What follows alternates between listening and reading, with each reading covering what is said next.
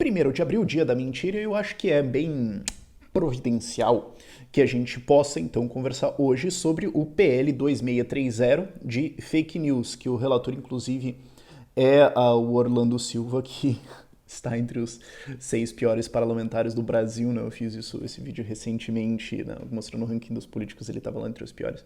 Acho que é interessante a gente discutir isso, até porque o relatório foi apresentado ontem, 31 de março, e o que eu quero explicar para vocês é como isso aqui pode dar muito errado.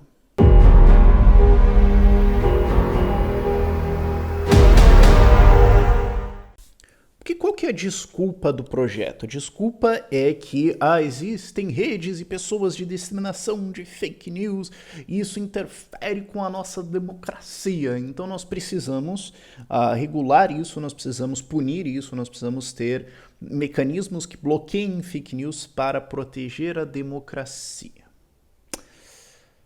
Para quem ainda cai nessa conversa, eu quero trazer uma história para vocês, um negócio que aconteceu nos Estados Unidos, estourou também essa semana passada começou a se voltar a discussão sobre isso. Durante a eleição americana, eleição presidencial, né, o Trump contra o Biden, surgiu um tal do laptop do Hunter Biden. Hunter Biden é o filho do Joe Biden, né, que foi eleito presidente dos Estados Unidos. E qual que era a história do notebook, a história do laptop? A história é que... para começo de conversa, se você falasse disso no Twitter durante as eleições, você seria bloqueado. O New York Post fez um artigo sobre isso e o Twitter estava bloqueando o link, você não podia postar. Várias redes sociais diferentes começaram a bloquear isso, falando, não pode falar disso. Não, esse assunto não está autorizado porque pode ser fake news, desinformação, etc, etc. E desligou-se uma discussão para proteger a democracia. O que aconteceu? A história foi o seguinte,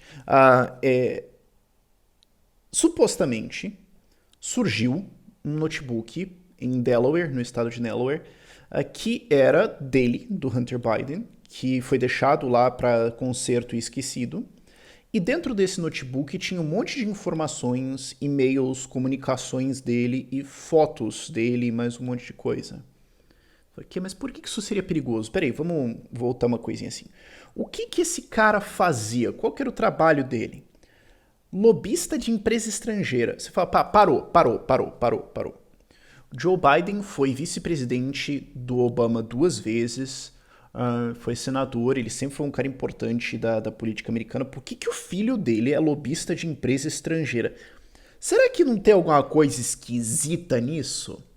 Que talvez pode ser uma ameaça à democracia? Né?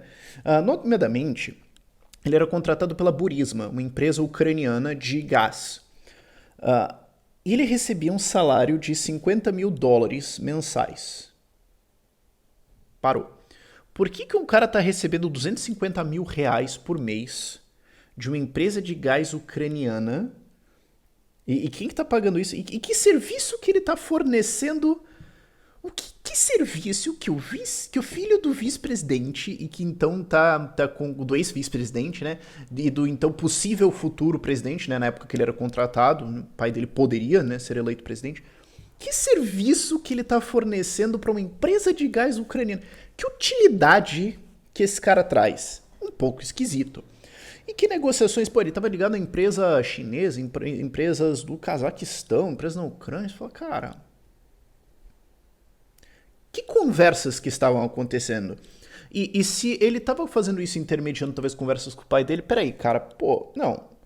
E tem matérias sobre isso, né? Os links vão estar disponíveis aí para vocês. Mas também teve um outro caso que surgiu, que ele pediu uma taxa de sucesso, mais uma comissão anual de $2 milhões para prover um serviço. Qual que era o serviço? Ajudar a desbloquear fundos que estavam na Líbia, que foram bloqueados pelo governo americano na presidência do Obama, quando então o pai dele era vice. Talvez ele tenha habilidades legítimas, mas vamos pensar aqui, como que ele ia fornecer esse serviço de desbloquear dinheiro bloqueado pelo governo americano, sendo que o pai dele era vice-presidente? Como é que ia acontecer isso? Será que não é esquisito? Será que talvez não seja interessante ter essas discussões? Será que não é interessante, já que nós temos esses e-mails que vazou e tudo mais, a gente vê, né? E ele também tem uma vida assim que a gente pode dizer que é um pouco diferenciada, né? O próprio pai dele, né, admite que ele se perdeu nas drogas em algumas ocasiões. Tem relatos de, acho que uma ex-namorada ou ex-mulher dele, alguma coisa assim, que jogou fora uma arma dele porque achou que ele poderia se matar, alguma coisa assim. Ele se perdeu nas cachaças.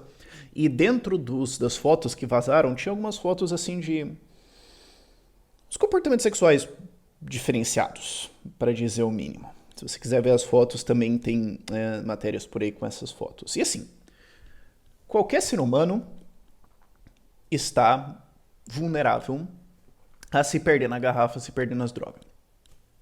Ok. E o que você faz na sua vida sexual com pessoas que estão consentindo é problema seu.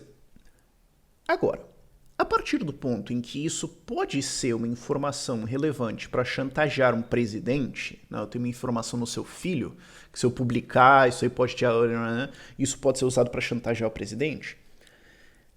Eu acho que isso configura uma ameaça à democracia, né? E se essas informações estavam nesse notebook, nesse laptop, e elas vazaram e chegaram... Aonde mais elas chegaram? Será que elas não estão na mão de governos inimigos? Governo chinês, governo russo, governo iraniano? Será que, de repente, algum inimigo não pode usar essas informações para, de alguma forma, chantagear o presidente?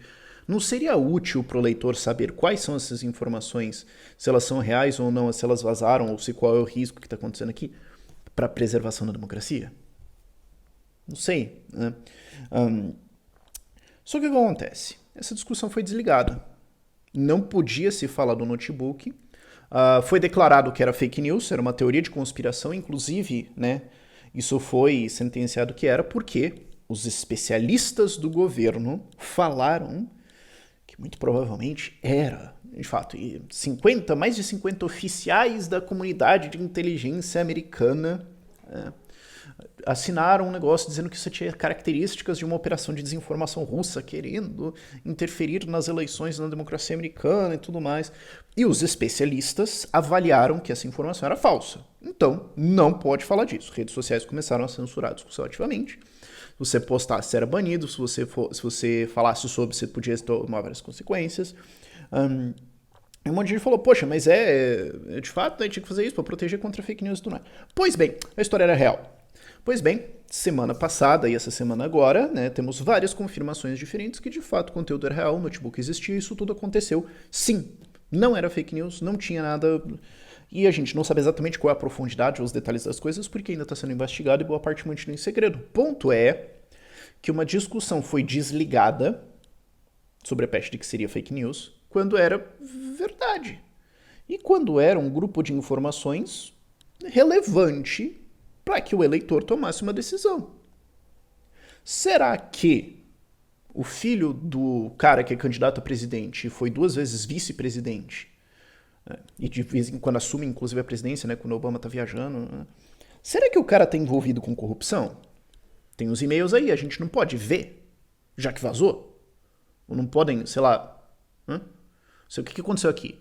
Será que esse cara tava vendendo influência? Será que esse cara tava vendendo acesso? Será que tinha alguma coisa esquisita aqui no meio? E será que essa informação que é sensível não pode ser usada para de alguma forma chantagear o presidente ou o governo americano ou gerar algum problema para o nosso país? É que eu, como leitor, não tenho direito a saber isso? Os especialistas decidiram que, em nome de proteger a democracia contra fake news, não. Será que isso teria mudado o resultado da eleição? Eu não sei. A gente nunca vai realmente saber, então não adianta especular sobre. Mas o fato é que jornais têm uma tendência muito forte democrata. Redes sociais têm uma tendência política muito forte pro lado democrata. Os especialistas da comunidade de inteligência tinham essa tendência também. Então, um grupo político decidiu que era mentira, um negócio que afetaria o favoritinho político deles. A discussão foi desligada e as eleições foram influenciadas. Isso aconteceu, nós sabemos disso hoje. Isso é um caso A gente pode entrar em vários aqui.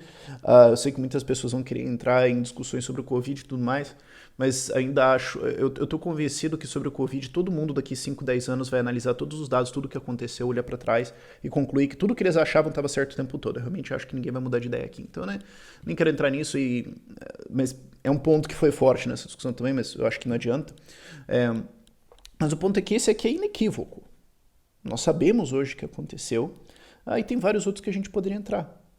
Um caso em que, na melhor das hipóteses, se a gente der o maior benefício da dúvida possível para todo mundo envolvido, especialistas erraram. Mas, se a gente for um pouco mais honesto com nós mesmos, a gente vai ter que admitir que existe um grande incentivo para desonestidade nesse processo de decidir o que era fake news ou não. Inclusive, também teve durante a eleição do Trump, se inventou que teve uma interferência russa. Provas? Não, mas decidiu-se que isso era verdade. E falou-se um monte, investigou-se e nada. Então, era o grupo também de Novo Democrata que espalhou essa, até onde sabemos, fake news, mas depois, na outra eleição, decidiu que o que era verdade era fake news. Esse é o problema. Esse é o problema de uma lei de fake news. Quem que vai decidir e qual que é o incentivo do cara? Vamos brincar de imagine aqui. Imagine, né, porque até agora eu estou falando contra os democratas, contra a esquerda, tudo bem, vamos balancear um pouco para o outro lado.